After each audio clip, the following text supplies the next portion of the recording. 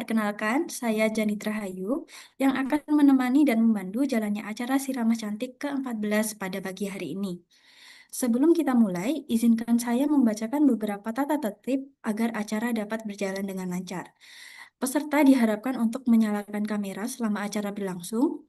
Webinar ini akan terbagi menjadi dua sesi utama. Yang pertama adalah penyampaian materi, dan sesi kedua akan diisi dengan diskusi serta sesi tanya jawab.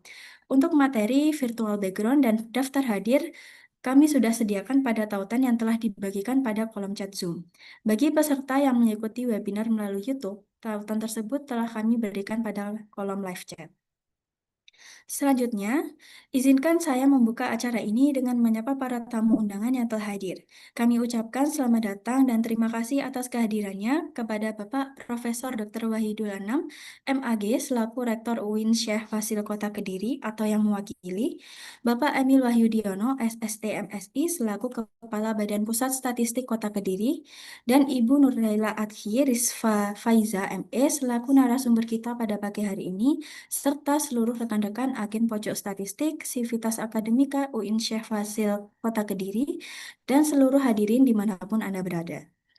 Untuk mengawali rangkaian acara pada pagi hari ini, marilah kita bersama-sama mendengarkan sambutan dari Kepala Badan Pusat Statistik Kota Kediri, yaitu Bapak Emil Wahyudiono, SST MSI.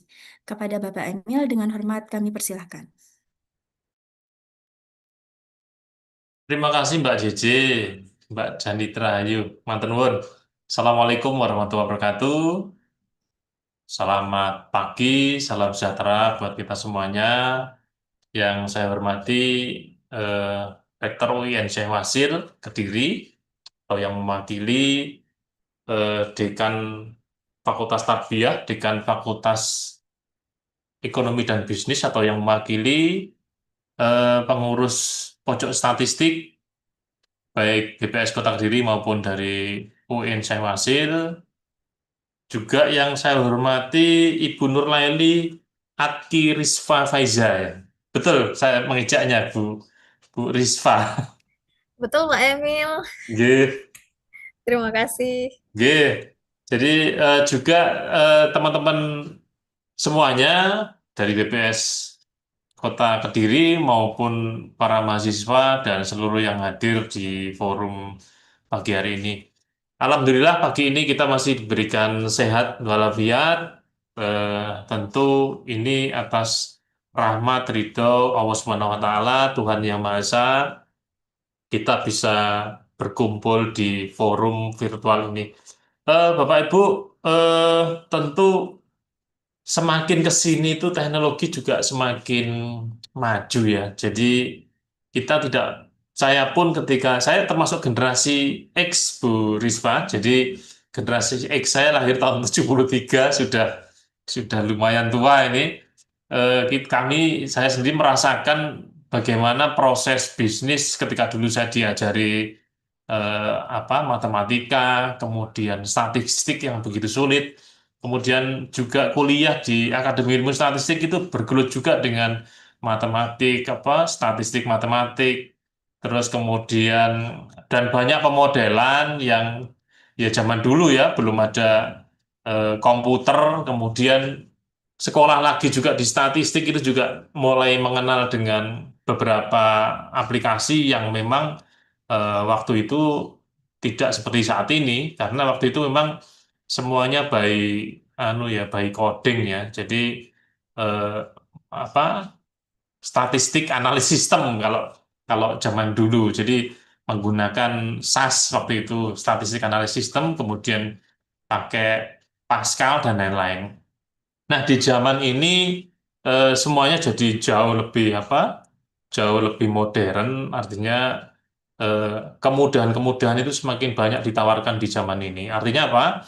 Artinya memang eh, jauh menjadi lebih mudah.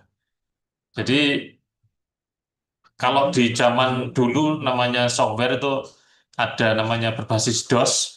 What you see is what you want is what you see, atau kebalik ya. What you see is what you want. Jadi apa yang Anda inginkan tuh bisa kita dapatkan, tapi effortnya cukup lumayan. Cuman di hari ini proses itu jauh lebih mudah. Nah, Bapak Ibu, eh, apa teknologi yang terus berkembang ini, kalau zaman sekarang kita sudah sering mengenal, telinga kita sudah sering familiar dengan istilah artificial intelligence itu ya. Jadi di negara kita sendiri, Mas Wapres itu sering sekali menyampaikan terkait dengan artificial intelligence. Artinya bahwa semua hal proses bisnis di kita, di proses bisnis mungkin mulai juga banyak diajarkan di banyak perguruan tinggi, proses statistik itu juga semuanya hampir menggunakan itu, artificial intelligence, mulai dari hulu ke hilir. Artinya juga pengumpulan data yang sering dilakukan, walaupun kami BPS juga masih melakukan pengumpulan data itu secara metode konvensional. Walaupun sekarang sudah mulai diimbangi dengan eh, apa eh, data science yang mengumpulkan data dari cloud dan lain-lain, itu secara statistik, ilmu statistik juga kalau digunakan secara official statistik itu belum belum murni bisa dilakukan, karena memang di sana masih membutuhkan kajian-kajian, kajian-kajian saintis untuk bisa membuktikan bahwa memang data yang kita peroleh itu adalah data yang benar. Nah, Bapak Ibu, kalau dari collecting data itu sudah bisa dilakukan secara modern ya. Kemudian proses ngolahnya itu juga bisa juga dilakukan secara modern, artinya kita jauh lebih mudah. Nah, yang saat ini mau dibahas itu adalah analisisnya. Jadi siang hari ini atau pagi hari ini kan judulnya Smart Data Analytic. Jadi menafsirkan hasil statistik dengan AI. Jadi menafsirkan saja sekarang sudah bisa menggunakan AI. Tentu ini juga kalau secara metodologi penelitian, eh, apa secara kajian ilmiah mungkin masih masih bisa dibenarkan, masih bisa digunakan untuk sebagai kajian-kajian ilmiah. Tapi secara official statistik itu tadi yang kami sampaikan masih membutuhkan data dukung yang di situ untuk bisa lebih karena official statistik itu memang butuh sesuatu yang firm ya, yang itu bisa informasi itu kevalitannya itu kalau bisa ya mendekati 100%. Nah, Bapak Ibu, Bu, ini sebenarnya eh, panggilannya Bu Risfa atau Bu Faiza ini? Risma, Pak. Oh iya, Bu Risfa. Jadi terima kasih Bu Risfa yang sudah meluangkan waktu untuk bisa berbagi ilmu dengan kita semua yang hadir di sini. Nanti bagaimana sih menafsirkan hasil statistik itu dengan AI? Tentu eh, mungkin nanti bisa dibocorkan sedikit, ada prom-prom tertentu ya, atau dengan apa AI itu kan sekarang banyak sekali. Jadi AI tertentu dengan prom-prom tertentu itu nanti gimana sih supaya bisa prosesnya itu bisa dilakukan secara mudah, cepat, juga analisisnya itu bisa dilakukan secara mudah dan cepat. Tentu dasar statistik yang konvensional itu juga masih dibutuhkan di dalam penggunaan dari AI ini, karena memang informasi-informasi yang eh, di apa dirilis oleh AI itu juga kadang masih perlu kita kita pilah-pilah lagi. Saya kira itu dari saya. Sekali lagi terima kasih Bu Risma yang sudah hadir di forum ini. Eh, Monggo teman-teman nanti Bapak Ibu semuanya dan para mahasiswa yang hadir di sini untuk bisa aktif berdiskusi di forum ini. Terima kasih dari saya. Billahi taufik wal hidayah. Assalamualaikum warahmatullahi wabarakatuh. Waalaikumsalam warahmatullahi wabarakatuh. Terima kasih kepada Bapak Emil atas sambutannya. Selanjutnya, agar kegiatan pada hari ini berjalan dengan lancar, marilah kita bersama-sama menundukkan kepala dan memanjatkan doa kepada Allah Subhanahu wa Ta'ala yang akan dipimpin oleh Bapak Imam Sanusi. Kepada beliau, kami persilahkan. Terima kasih Mbak Cici atas waktunya. Assalamualaikum warahmatullahi wabarakatuh. Hadirin yang berbahagia, marilah kita berdoa dengan khusyuk menurut agama dan kepercayaan masing-masing. Untuk pada kesempatan ini, izinkan saya memandunya sesuai dengan tuntunan agama Islam. Bagi yang beragama lain, mohon untuk menyesuaikan dengan keyakinan masing-masing. Bismillahirrahmanirrahim. Allahumma shalli ala sayyidina Muhammad wa ala ali sayyidina Muhammad. Alhamdulillahirabbil alamin. Hamda syakirin, hamda naimin, hamda yafin. Sidah. Ya Rabbana lakal hamdu kama yanbaghi jalal karim sultanik. Allahumma shalli wa sallim ala sayyidina Muhammad wa ala ali sayyidina Muhammad. Ya Allah, ya Tuhan kami bersyukur atas rahmat, nikmat dan karunia-Mu, sebab Engkaulah kami bisa hadir di sini. Ya Allah, ya Qadir, hanya Engkau yang maha menentukan. Jadikanlah acara webinar kali ini sebagai majelis ilmu yang bermanfaat buat kami, masyarakat, bangsa, dan negara ini, baik di masa sekarang dan di masa yang akan datang. Ya Allah, ya Fatah, hanya Engkau yang maha pembuka rahmat. Webinar ini ada untuk memperoleh rahmat serta ridho. Maka berilah bimbingan, pengajaran, dan petunjuk kepada kami untuk menjalankan sampai selesai. Ya Allah, ya Alim, hanya Engkau yang maha memiliki ilmu. Selalu tuntunlah kami semua yang hadir di sini sebagai umat yang taat, umat yang manfaat, umat yang terus mengabdikan ilmu di jalan-Mu. Subhana rabbika rabbil izzati amma yasifun. Rabbana atina fid dunya hasanah, fil akhirati hasanah wa qina adzabannar. Wa sallallahu ala sayyidina Muhammad wa ala ali sayyidina Muhammad walhamdulillahi rabbil. Assalamualaikum warahmatullahi wabarakatuh.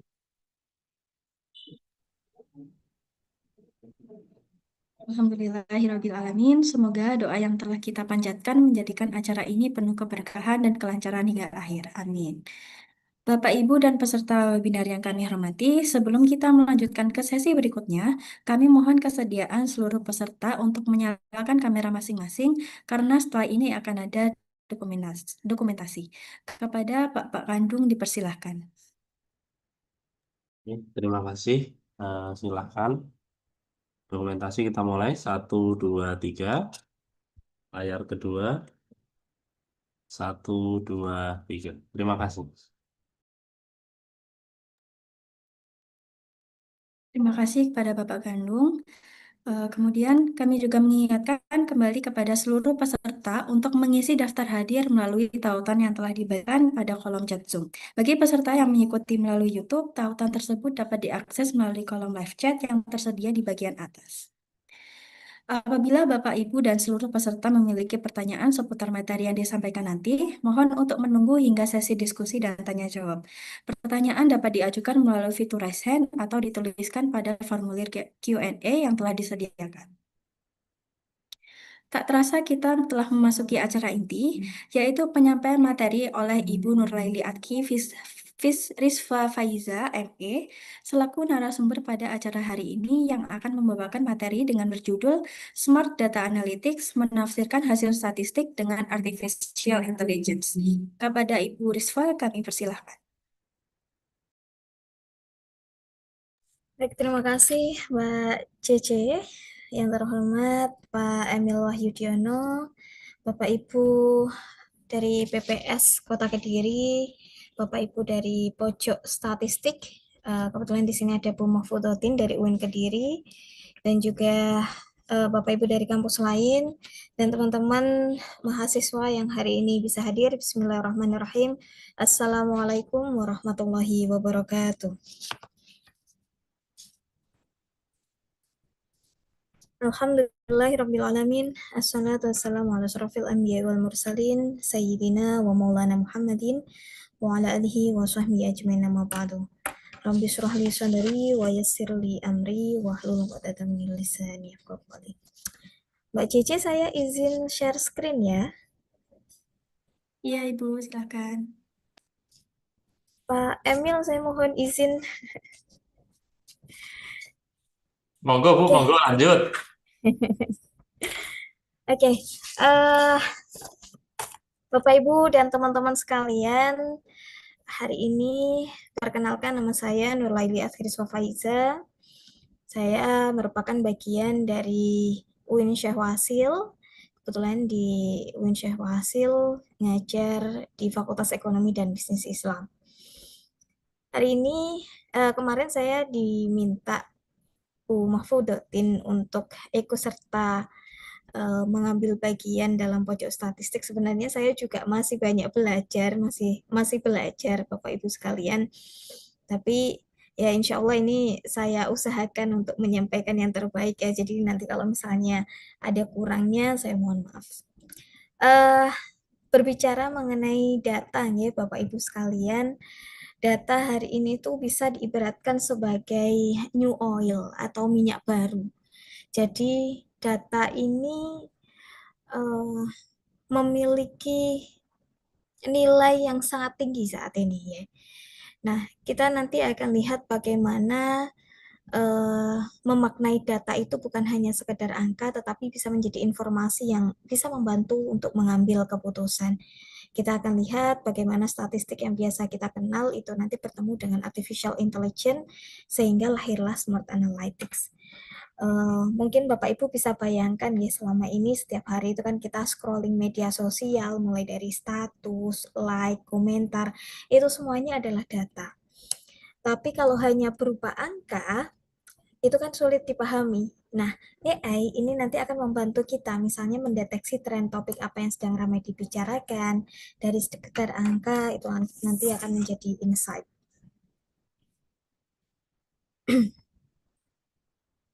Slide saya kelihatan ya? Kelihatan, Bu. Oke.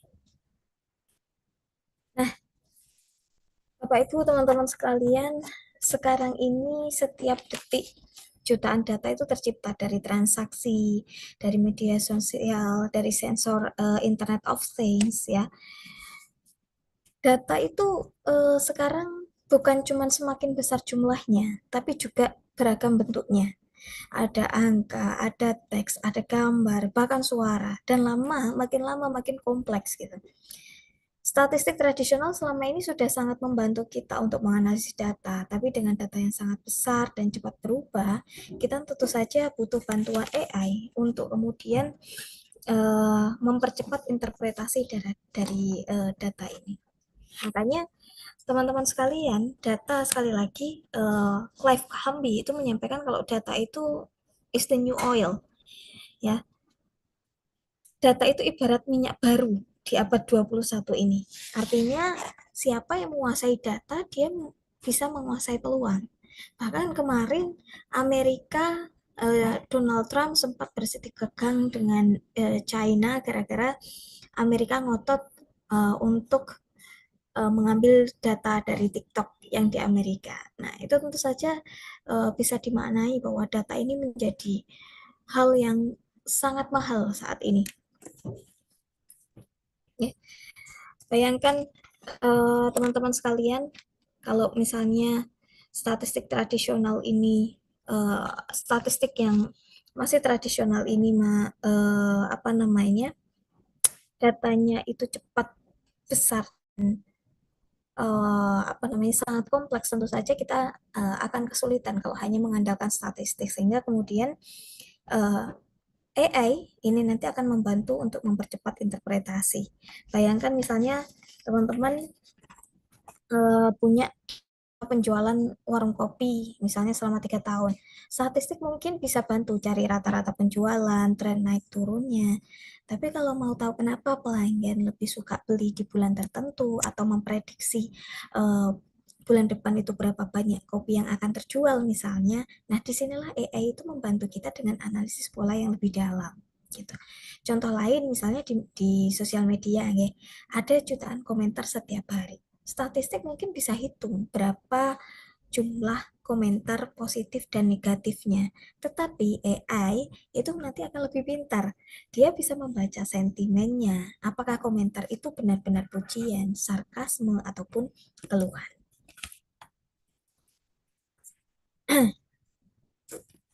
Nah, itulah apa namanya, Bapak Ibu sekalian, kalau statistik itu biasanya dipakai untuk uji hipotesis, regresi, atau inferensi dari data, AI itu punya sisi lain, yaitu membaca pola besar. Dia akan belajar sendiri dari data, bahkan bisa bekerja dengan data yang bentuknya mungkin tidak beraturan, seperti teks, gambar, ataupun suara. Sehingga kemudian muncullah Smart Data Analytics ini. Jadi Smart Data Analytics ini sebenarnya adalah gabungan dari statistik tradisional dengan kecerdasan buatan atau AI itu sendiri. Nah, tujuan akhirnya apa? Tujuan akhirnya bukan hanya menghasilkan angka, tapi menghasilkan insight, ya, atau pemahaman yang bisa dipakai untuk memprediksi sesuatu di masa depan. Misalnya begini, di bidang kesehatan nih, statistik itu kan bisa digunakan untuk menghitung berapa banyak pasien dengan gejala tertentu setiap bulan. Tapi AI itu bisa memprediksi dari data rekam medisnya pasien siapa yang berisiko lebih tinggi terkena penyakit tertentu di masa depan, seperti itu. Contoh lain misalnya di e-commerce ya. Statistik mungkin bisa kasih tahu tren penjualan produk A dan B, tapi AI itu bisa memberikan rekomendasi personal. Misalnya, karena Anda beli produk A, biasanya orang juga membeli produk C. Nah, itu kan insight yang actionable. Nah, itulah yang kemudian dengan data statistik itu AI itu bisa mampu memberikan rekomendasi atau insight yang lebih actionable atau lebih praktikal seperti itu. Nah, misalnya seperti ini, Bapak Ibu sekalian, ya. Kalau kita bicara statistik, ya, maka kita nanti akan menghitung frekuensi produk saja. Misalnya untuk pembelian skintific nih, skintific dari ini A, ini B, ini C, ya. Produk A itu bisa dibeli untuk customer A, B, C, D, F, G ini ada 8 customer ini. Misalnya si A ini beli produknya A dan B beli produk A, C beli produk B dan C, yang keempat produk beli A dan produk C. Nah, di sini kalau kita hanya mengandalkan statistik, maka kita hanya bisa menghitung produk A itu dibeli 5 kali, produk B dibeli 4 kali, produk C dibeli 5 kali. Di sini kita tahu popularitas tiap produk, tapi informasi ini baru sebatas berapa kali dibeli gitu. Sementara AI itu nanti akan menggunakan analisis asosiasi, ya, dengan mungkin pattern meaning yang sederhana saja. Kita coba lihat, jika seseorang beli produk A ini, maka produk apa yang sering dibeli bersamanya? Nah, bersama produk A, ya, produk C itu sering muncul 3 kali. Bersama produk A, produk B muncul 2 kali. Artinya, jika pelanggan beli produk A, kemungkinan besar dia juga tertarik beli produk C. Sehingga ini nanti akan menghasilkan insight atau rekomendasi bagi e-commerce itu. Pelanggan yang beli produk A sering juga membeli produk C. Nah, tampilan rekomendasi itu nanti akan membuat produk C itu di aplikasi. Kemudian pelanggan membeli produk A, ada juga mereka peluang ambil produk B. Maka ini bisa dibuat untuk bundling promo A plus B, misalnya seperti itu. Nah, teman-teman, ini contoh sederhana saja. Kalau hanya pakai statistik, kita tahu produk A itu hanya terjual 5 kali kan tadi. Tapi dengan Smart Analytics yang melibatkan AI, nanti kita bisa dapat insight yang lebih dalam misalnya orang yang beli produk A biasanya beli produk C juga. Makanya kalau teman-teman mungkin lihat di ketika kita belanja online gitu di TikTok atau di Shopee misalnya, sering muncul notifikasi, ya, orang yang membeli barang ini biasanya juga membeli barang ini. Nah, itulah hasil kerja Smart Data Analytics secara sederhananya seperti itu. Itu teman-teman. Nah, analisis data ini pun juga sebenarnya teman-teman memberikan beberapa tahapan ya. Yang pertama mulai dari deskriptif, ini dari apa yang terjadi, kemudian diagnostik, prediktif, hingga preskriptif.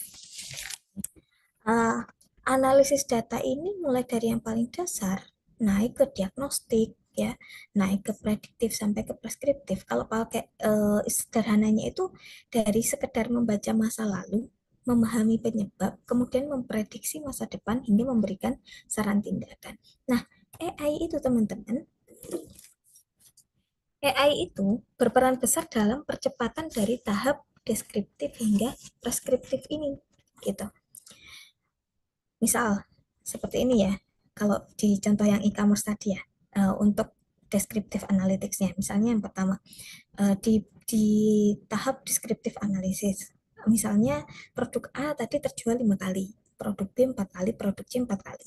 Ini untuk di deskriptif analytics ini hanya menjawab berapa kali saja. Maka kemudian kita butuhkan ke diagnostik atau ke stage selanjutnya, di mana pertanyaannya adalah mengapa terjadi. Nah, produk A dan C saling dibeli bersamaan. Kemungkinan karena konsumen merasa kedua produk ini saling melengkapi. Nah, maka mulai di sini di diagnostik itu mulai mencari penyebab dari pola itu. Kemudian naik ke stage selanjutnya, ya prediktif analitik. Apa yang akan terjadi?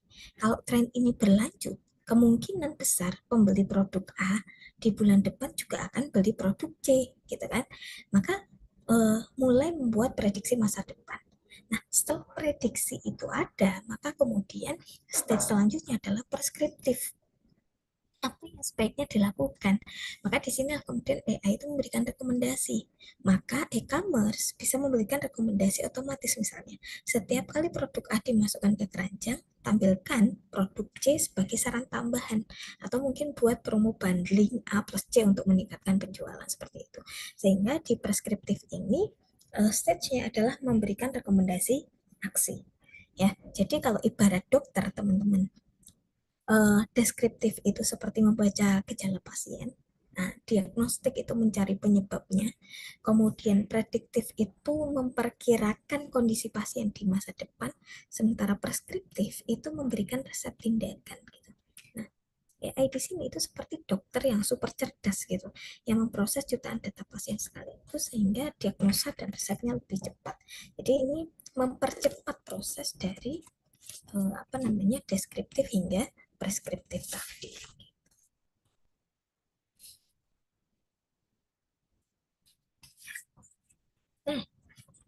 Nah, kemudian di sini apakah kemudian statistik itu berlawanan atau menjadi musuh dari AI gitu? Tidak ya teman-teman. Jadi statistik dan AI itu bukanlah lawan sebenarnya, tapi pasangan. Keduanya itu memiliki kekuatan masing-masing. Statistik itu fokus pada teori, model, asumsi seperti itu. Misalnya kita ingin tahu apakah ada hubungan signifikan antara dua variabel, itu ranah statistik. Nah, AI itu sebaliknya. AI itu lebih ke pola. Dia nggak peduli apakah datanya itu normal atau tidak. Yang penting ada pola, maka AI bisa belajar dan memprediksi. Ya, karena AI sendiri merupakan machine learning gitu ya. Jadi kalau dataset kecil, statistik mungkin lebih efisien. Tapi kalau data sudah jutaan baris, real time dan penuh variabel, nah ini AI bisa lebih unggul. Artinya dalam hal ini adalah AI bisa membantu data statistik itu untuk bisa diinterpretasikan menjadi lebih konkret lagi seperti itu. Misalnya seperti ini. Di data e-commerce tadi ya, kalau statistik kita mungkin bisa menggunakan uji square untuk melihat apakah produk A berhubungan signifikan dengan produk C gitu kan. Misalnya hasilnya nanti ada hubungan signifikan. Artinya ada kecenderungan orang beli produk A juga beli produk C, misalnya seperti itu. Nah, statistik itu memberikan kepastian secara matematis. Apakah ini kebetulan atau memang nyata gitu. Nah, tapi perlu ditanyakan itu tadi, apakah ini kebetulan atau memang nyata gitu. Kepastiannya memang secara matematis. Sementara AI, ya, misalnya dengan association rule learning atau machine learning-nya AI, ya, machine learning yang recommender system itu, dia langsung belajar dari ribuan transaksi. Ya. Dia tidak hanya sekedar bilang ada hubungan, tapi juga kasih output. Jika pelanggan beli produk A, 70% dia akan beli produk C juga gitu. Maka AI itu lebih memberikan prediksi praktis. Tapi sekali lagi datanya berasal dari data statistik. Jadi prosesnya AI itu adalah mempelajari data statistik, mempelajari polanya secara terus-menerus sehingga menjadi sebuah insight seperti itu. Kalau statistik itu diibaratkan itu seperti seorang peneliti yang hati-hati, dia menghitung, memastikan semua asumsi benar, lalu membuat kesimpulan. Nah, sedangkan AI itu seperti pedagang di pasar yang sudah terbiasa itu membaca pola pembeli. Jadi dia tidak terlalu memperdulikan teori normalitas. Yang penting kalau orang beli cabai, ya biasanya beli tomat juga gitu. Nah, jadi bayangkan kalau misalnya peneliti dan pedagang ini bekerja sama ya dengan yang satu ya, yang statistiknya itu kasih dasar teori yang kuat, yang satunya AI itu memberikan intuisi ya, intuisi praktis berbasis data besar. Nah, itulah smart data analytics itu seperti itu. Jadi mereka saling melengkapi antara statistik dan juga AI.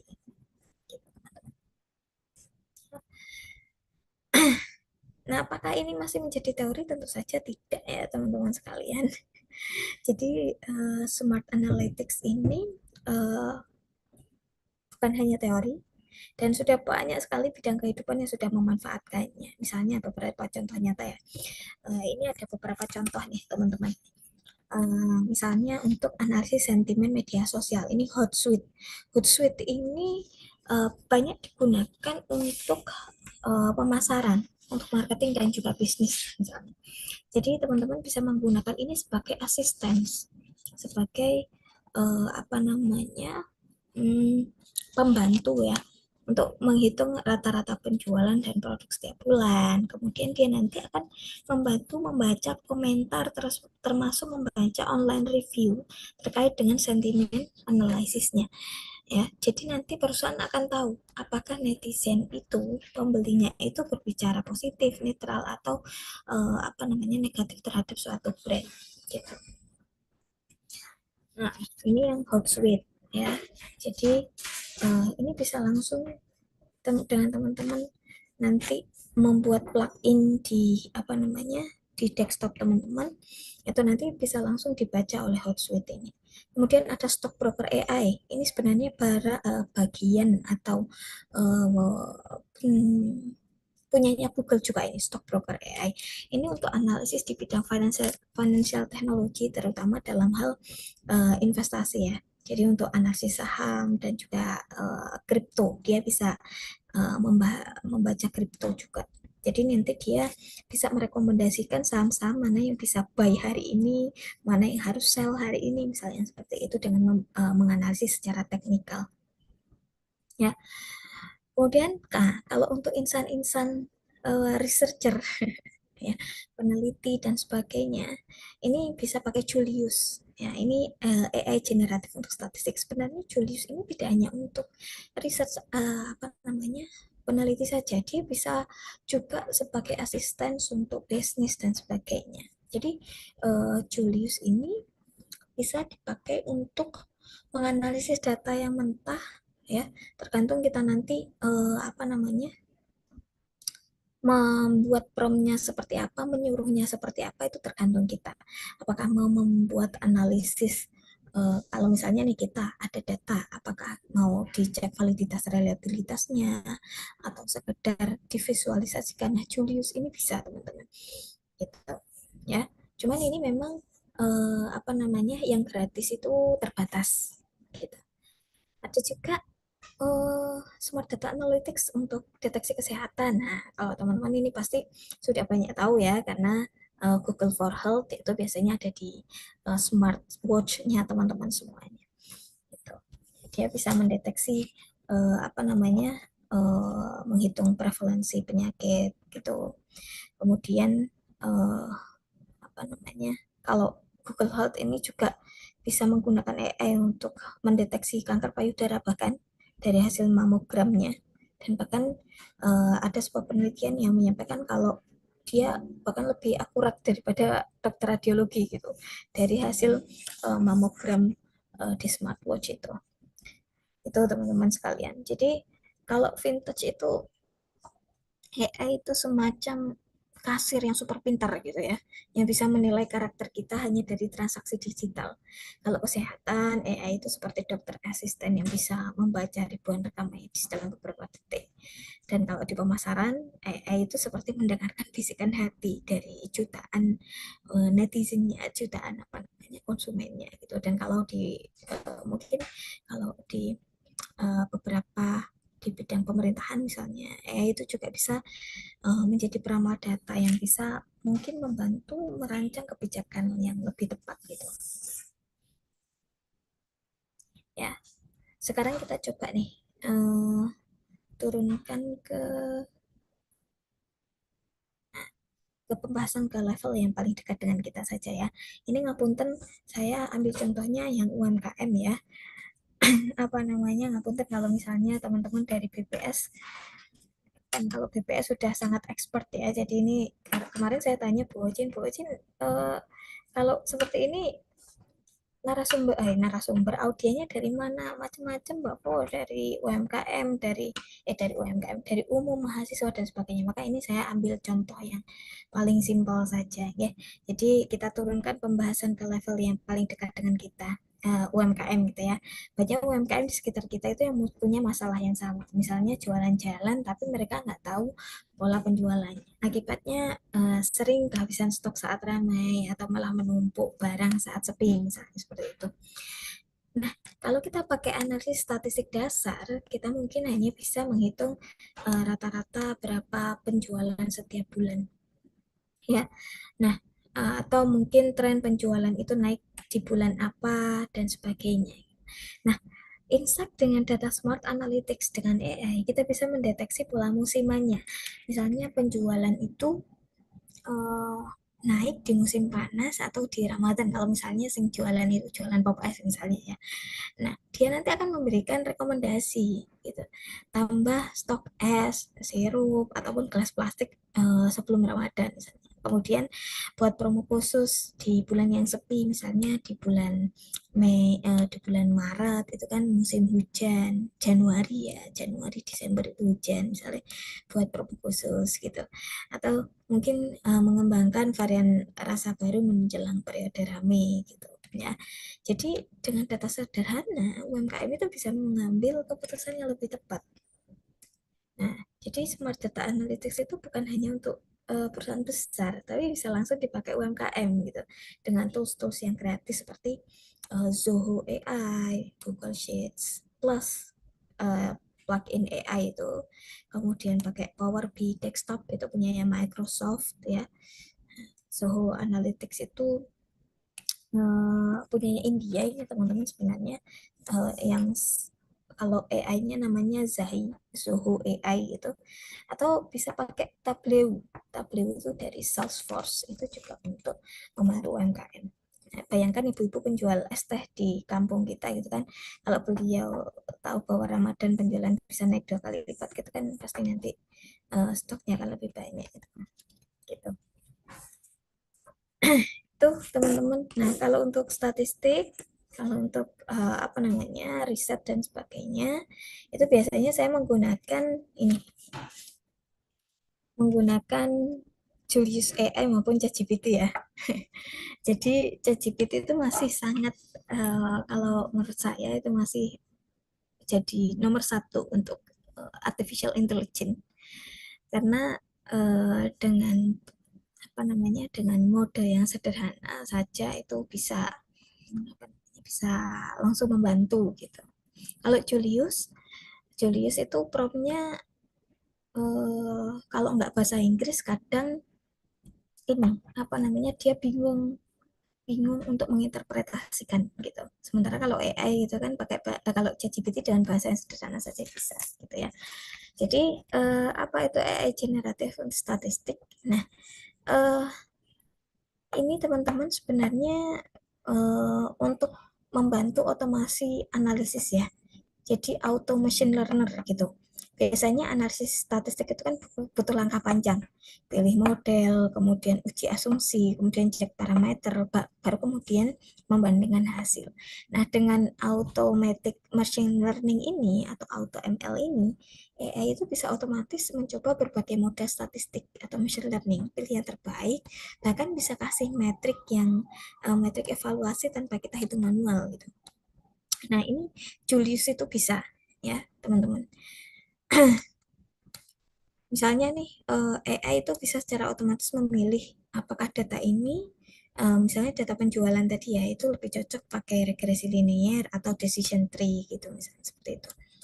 Kemudian AI juga bisa membuat visualisasi data interaktif dengan hanya sekedar memerintah gitu aja. Jadi grafik bukan cuma bar chart atau pie chart statis ya, tapi kita bisa uh, memilih nanti kalau misalnya teman-teman pilih di Julius AI itu teman-teman bisa lihat mau yang modelnya seperti apa gitu ya. Kalau yang mau yang bentuknya bagus-bagus itu biasanya di Tableau tadi, di table EU itu tadi atau di Power BI dengan integrasi AI itu nanti kita bisa membuat apa namanya visualisasi yang lebih mudah gitu. Nah, AI itu juga bisa mendeteksi hidden pattern ya atau pola tersembunyi dari apa namanya yang mungkin sulit ditangkap dengan analisis biasa. Misalnya kombinasi antar variabel yang tidak linear gitu. Kalau statistik tradisional kan sering fokus pada hubungan langsung, misalnya X ke Y gitu kan. Nah, AI itu bisa mencoba mendeteksi interaksi kompleks antar variabel. Misalnya kalau di contoh kalau misalnya di data kesehatan gitu ya, AI bisa menemukan bahwa kombinasi pola tidur, mungkin tambah pola makan, tambah pola stres itu lebih mempengaruhi kesehatan jantung daripada satu faktor tunggal saja.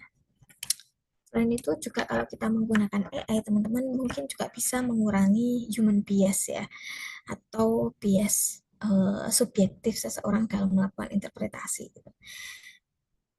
Kalau dalam statistik manual mungkin kita kadang subjektif nih, pilih variabel yang kita anggap penting, jadi kan bisa bias itu, atau mungkin yang mudah dicari gitu kan. Nah, AI ini membantu dengan menguji semua variabel tanpa preferensi pribadi, sehingga hasilnya mungkin akan lebih objektif. Gitu.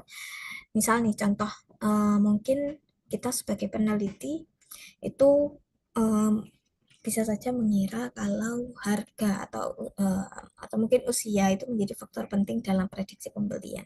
Tapi AI mungkin menemukan bahwa waktu browsing di aplikasi itu justru lebih signifikan gitu. Ya, berapa lama kita scrolling gitu kan, sambil leyeh-leyeh gitu. Nah, teman-teman, maka teman-teman nanti bisa menggunakan itu. Nah, kalau untuk interpretasi data, teman-teman nanti bisa pakai ChatGPT atau Julius ya. Kalau Julius itu mudah teman-teman nanti upload saja Excel-nya atau mungkin Google Sheet-nya, nanti bisa langsung jadi grafik dan juga insight. Ya, bisa memberikan hasil statistik. Ini cocok untuk eksplorasi awal sebelum kemudian nanti melakukan analisis mendalam. Gitu. Apa namanya? Julius AI ini pakainya Python ya, jadi pakai machine learning-nya itu adalah Python gitu teman-teman. Tapi itu nanti teman-teman bisa apa namanya memilih hasil analisisnya mau bentuk grafik, tabel atau teks gitu. Lalu gimana dengan ChatGPT? Kalau ChatGPT itu biasanya bisa dipakai untuk kalau hasil statistiknya udah jadi gitu teman-teman. Kalau hanya sekedar uji reliabilitas sama validitas saja itu ChatGPT masih bisa. Tapi kalau untuk uji apa namanya lanjutan regresi Chi-square dan sebagainya itu ChatGPT belum bisa. Tapi ChatGPT bisa menginterpretasikan hasil ujinya gitu ya. Jadi nanti hasil output regresi mungkin dari teman-teman dari Smart PLS atau dari SPSS itu nanti di apa namanya di Kopas, kemudian kita masukkan ke ChatGPT, kemudian tuliskan prompt-nya secara lengkap, maka nanti bisa membantu menafsirkan. Jadi AI ini bukan menggantikan statistik ya teman-teman, tapi membantu kita menafsirkan hasil itu menjadi lebih cepat, lebih kaya interpretasinya atau lebih interaktif gitu, dan mungkin lebih mendalam kalau misalnya ada hidden pattern yang mungkin tidak kita sadari, dan bisa jadi lebih objektif karena minim bias seperti itu. Ya, cuman kalau mau menginterpretasikan data di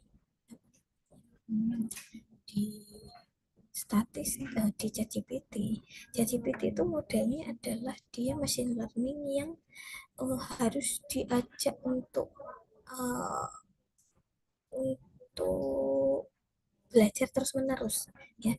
Jadi kalau teman-teman misalnya nih, ini yang lagi skripsi, kalau teman-teman sedang skripsi kemudian membahas satu topik itu terus, maka nanti ChatGPT itu juga akan banyak bernafaskan apa yang sering kita buat conversation itu ya.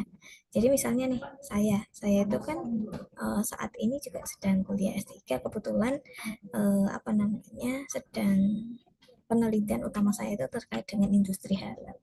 Karena ChatGPT saya itu almost 70%-nya itu saya ajak conversation tentang halal industry gitu kan. Akhirnya ketika saya masukkan data itu, kalau data itu prompt-nya itu tidak lengkap, maka itu dikira dia data halal industri gitu teman-teman. Makanya kalau nanti mau teman-teman mau masukkan interpretasi data ke ChatGPT, maka ChatGPT itu harus diajak untuk berpikir, dan kita harus memberikan prompt yang jelas ya, prompt yang lengkap, prompt yang jelas. Nanti kalau teman-teman mau saya berikan contohnya gitu ya di belakang itu teman-teman. Nah ini teman-teman mengenai roadmap dan juga tantangan smart data analytics ya. Mari kita bayangkan di masa depan ya, smart data analytics ini akan semakin dekat dengan kehidupan sehari-hari kita, bahkan mungkin tanpa kita sadari ya. Misalnya di 2025 ini mungkin masih zamannya integrasi dengan IoT ya, Internet of Things gitu. Perangkat sehari-hari kita seperti smartwatch, sensor pertanian, smart city itu akan terus mengirim data. Kemudian nanti sekarang juga bisa langsung analisis real time ya, tidak perlu tunggu laporan bulanan, keputusan bisa dibuat saat itu juga ya. Misalnya nih kalau platform e-commerce bisa langsung memberi promo begitu sistem membaca tren pembelian naik dalam 1 jam terakhir, misalnya seperti itu. Kemudian nanti semakin lama akan ada demokratisasi AI ya. Kalau dulu hanya perusahaan besar yang pakai, sekarang UMKM, mahasiswa, bahkan masyarakat umum bisa akses tools gratis ya, ataupun open source, misalnya Google Data Studio, Power BI gratis, atau plugin AI di Google Sheet ya, itu kan gratis semua. Yang terakhir mungkin nanti ke depan keputusan penting itu akan lebih sedikit bergantung pada intuisi semata ya, karena mungkin lebih ke data driven decision making gitu. Misalnya pemerintah daerah itu bisa memutuskan lokasi pembangunan sekolah baru itu dengan menganalisis data pertumbuhan penduduk dan juga distribusi anak secara real time dan secara langsung gitu ya. Jadi kalau sekarang data analytics itu seperti mobil mewah yang mungkin dimiliki segelintir orang, maka di masa depan ia akan jadi motor atau sepeda yang semua orang itu ya udah dipakai untuk kebutuhan sehari-hari gitu. Bedanya motor itu bisa berpikir sendiri, bisa mengarahkan kita ke jalan yang tercepat gitu kan, meskipun belum tentu menjadi jalan yang benar ya teman-teman sekalian. Namun tentu saja teknologi secanggih apapun selalu punya sisi lain yang harus kita perhatikan ya. Smart data analytics ini bukan hanya soal kecerdasan, tapi juga soal tanggung jawab.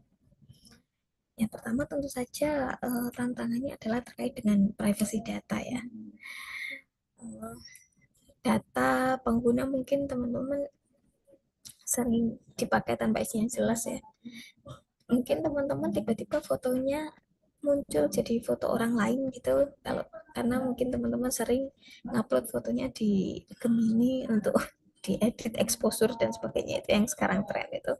Nah, bisa jadi nanti wajah orang lain akan mirip dengan wajahnya jenengan gitu, karena apa namanya, sering diupload di sana. Maka tantangan privacy data ini menjadi sangat penting ya teman-teman. Data itu kan ibarat identitas diri ya, jadi harus dijaga sebaik mungkin. Kemudian yang kedua adalah bias algoritma, seperti tadi saya sampaikan ya. Contohnya adalah AI itu kan belajar dari data lama. Kalau datanya bias, hasilnya juga akan bias gitu. Misalnya seperti tadi saya sampaikan, saya itu sering ngajak conversation AI ChatGPT saya itu almost 70% itu tentang halal gitu, halal industri. Maka nanti dia ketika saya chat, hai ChatGPT gitu, nanti dia menyampaikannya ya, Rizfa, topik halal apa yang akan kita bicarakan hari ini, misalnya seperti itu ya, karena saking seringnya gitu. Jadi teman-teman, itulah kenapa kadang seperti tadi saya sampaikan, ketika bekerja dengan AI misalnya ChatGPT itu kita kayak membesarkan anak gitu. Anak ini mau kita didik yang seperti apa gitu ya. Contoh misalnya sistem rekrutmen AI di luar negeri yang kemarin sempat rame ya, itu kan lebih sering menolak CV perempuan. Karena apa? Karena data dilatih didominasi oleh laki-laki gitu. Jadi kita harus sadar bahwa AI itu bukan netral mutlak, tapi bisa mencerminkan kadang kalau misalnya algoritmanya itu bias, itu kadang menciptakan ketidakadilan juga gitu ya. Kemudian tentu saja terkait dengan cyber security ya, kebocoran data pelanggan dan sebagainya. Dan yang terakhir tentu saja literasi digital ya. Banyak orang bisa mengumpulkan data, tapi tidak semua bisa menafsirkan dengan benar. Gitu. Maka literasi digital itu penting supaya masyarakat tidak hanya sekedar punya data, tapi juga bijak membaca data. Gitu. Jadi teman-teman, smart data analytics itu ibarat pisau gitu ya. Ibarat pisau, kalau dipakai benar dia bisa membantu masak enak, tapi kalau salah pakai ya bisa melukai diri sendiri ya. Dan itu etika dan tanggung jawab dalam menggunakan data menjadi sama pentingnya dengan teknologi itu sendiri. Teman-teman.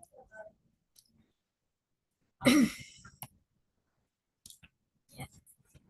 Teman-teman, itu tadi yang bisa saya sampaikan. Kalau kita rangkum perjalanan dari awal sampai akhir, ada beberapa pesan ya, pesan penting yang mungkin bisa saya sampaikan ya. Yang terpenting adalah yang pertama, data itu aset berharga ya. Setiap transaksi, komentar dan sebagainya itu kalau dibiarkan ya data hanya jadi angka, tapi kalau dianalisis ya bisa jadi emas gitu ya. Kemudian AI itu sebagai mitra ya, bukan sebagai pengganti. Ya, AI mungkin mempercepat analisis, menemukan pola tersembunyi, tapi tetap manusia yang menjadi decision maker-nya, tetap manusia yang membuat keputusan akhirnya. Kemudian saat ini memang dari penjual es sampai perusahaan raksasa pun semua bisa mendapatkan manfaat dari smart analytics ini. Maka jangan lupa data itu harus digunakan secara bijak, harus bisa menjaga privacy, ya, mencoba untuk menghindari bias dan juga melindungi keamanan, ya. Maka without data, you are just another person with an opinion. With smart analytics, data become wisdom gitu.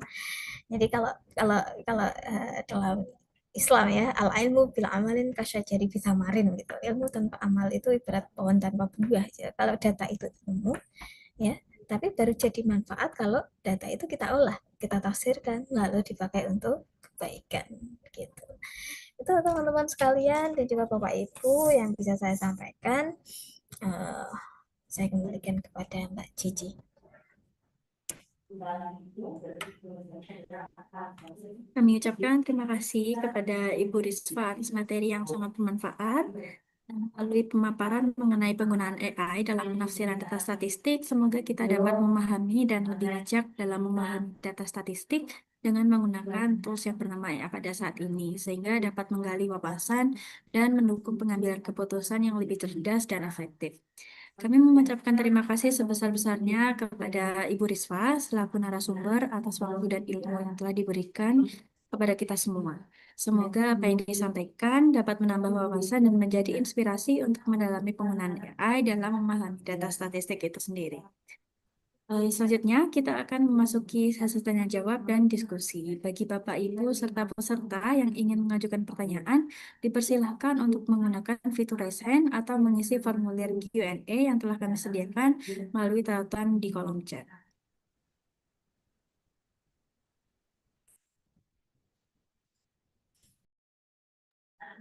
Bagi Bapak Ibu yang memiliki pertanyaan, mungkin bisa disampaikan dengan fitur raise hand atau bisa ketik di kolom chat yang ada di Zoom. Terima kasih.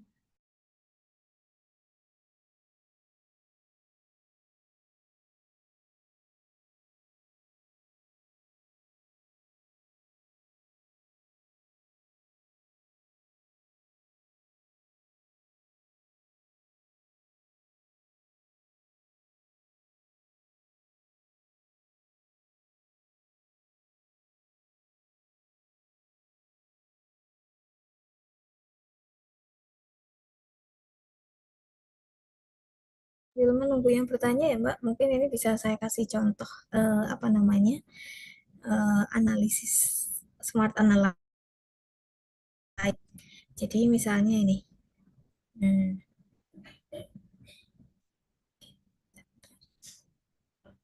nah ini saya ada kuesioner ya. Eh, Promptnya adalah analyze this data, check the validity and the reliability itu misalnya. Nah ini nanti akan keluar hasil validitas sama reliabilitasnya teman-teman sekalian ya, termasuk untuk pertanyaannya gitu, termasuk apa namanya uh, countnya, minnya, kemudian rata-rata datanya dan sebagainya. Termasuk kalau misalnya teman-teman mau memvisualisasikan nih contohnya nih.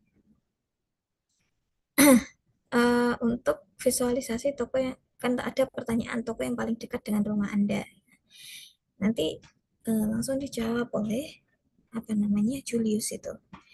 Nah, ini bisa bentuknya tabel, bisa dipilih yang tabel atau yang teks atau yang image-nya, misalnya image-nya seperti ini gitu. Nah, ini contohnya. Nah, tapi kalau misalnya mau pakai ChatGPT, ChatGPT itu biasanya digunakan untuk misalnya ini.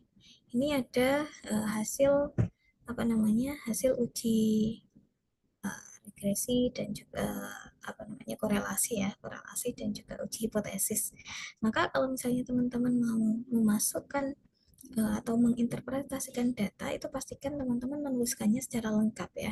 Interpretasikan hasil data uji statistik ini, penelitian ini untuk apa, dan hipotesisnya bagaimana. Maka nanti hasilnya itu akan diinterpretasikan seperti ini teman-teman. Termasuk di sini apa namanya sejalan dengan penelitiannya siapa. Kemudian kalau misalnya ini ya, yang pertama ini kan tidak berpengaruh signifikan, dia nanti akan mencarikan apa namanya mencarikan uh, reasoningnya kenapa kok tidak signifikan dan sebagainya seperti itu. Tapi tentu saja kalau ini tugas mahasiswa ya untuk skripsi dan sebagainya tolong dibaca ulang tetepan gitu. Itu Mbak Cici barangkali yang bisa sedikit saya tambahkan. Terima kasih Bu Risva. Mungkin Bapak Ibu yang ada pertanyaan masih dikasih kesempatan untuk bertanya.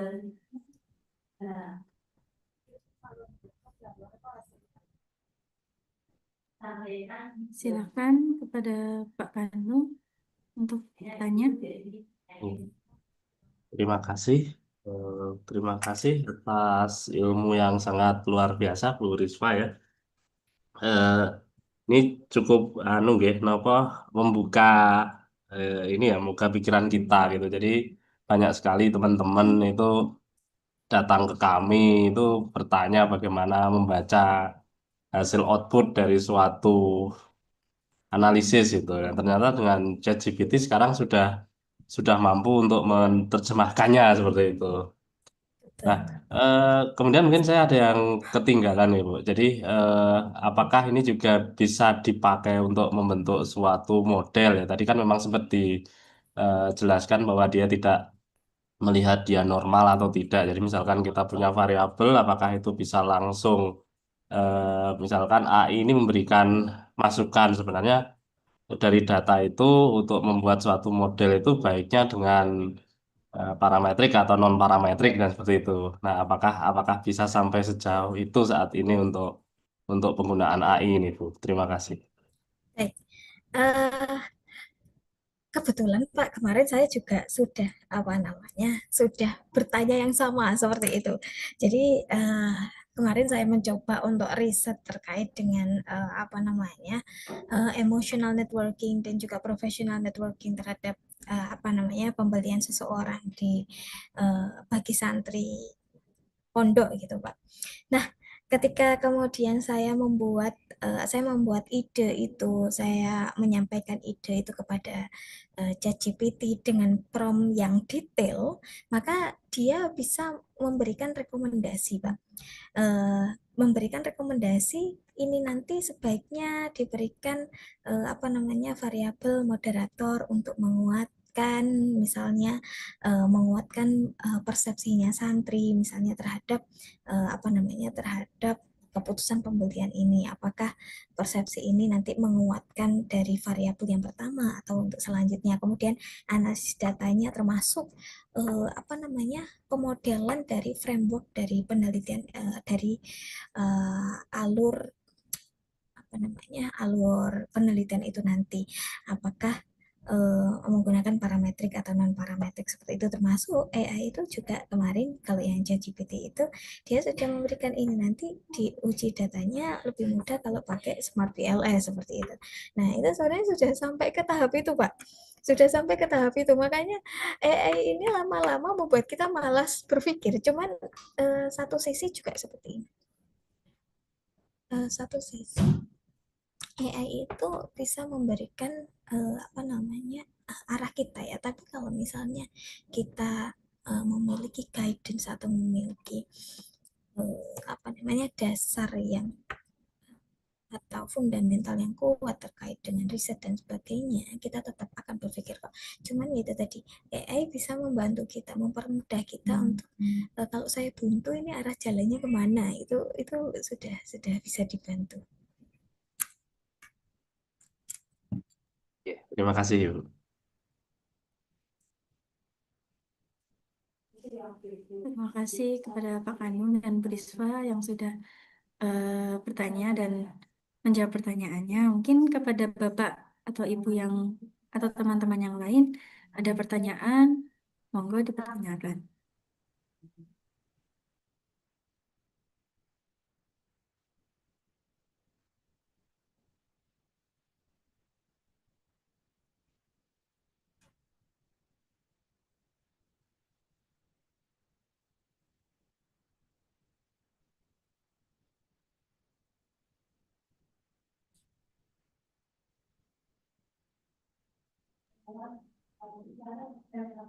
Mungkin udah nggak ada pertanyaan lagi ya dari Bapak Ibu sekalian. Maka dengan ini, maka selesailah pula rangkaian kegiatan Si Ramah Cantik ke-14 yang diselenggarakan oleh Badan Pusat Statistik Kota Kediri yang bekerja sama dengan UIN Syekh Fasil Kediri. Nah, kami berharap kegiatan ini dapat memberikan manfaat yang berkelanjutan bagi seluruh peserta serta menumbuhkan semangat cinta data dalam mendukung kebijakan berbasis bukti. Terima kasih atas perhatian dan partisipasi seluruh peserta. Sampai jumpa dalam kegiatan Si Ramah Cantik berikutnya. Saya Janitra Hayu selaku pembawa acara mohon pamit undur diri. Wassalamualaikum warahmatullahi wabarakatuh. Waalaikumsalam warahmatullahi wabarakatuh. Terima kasih semuanya. Terima kasih Bu Risva. Terima kasih, Bu Rizky.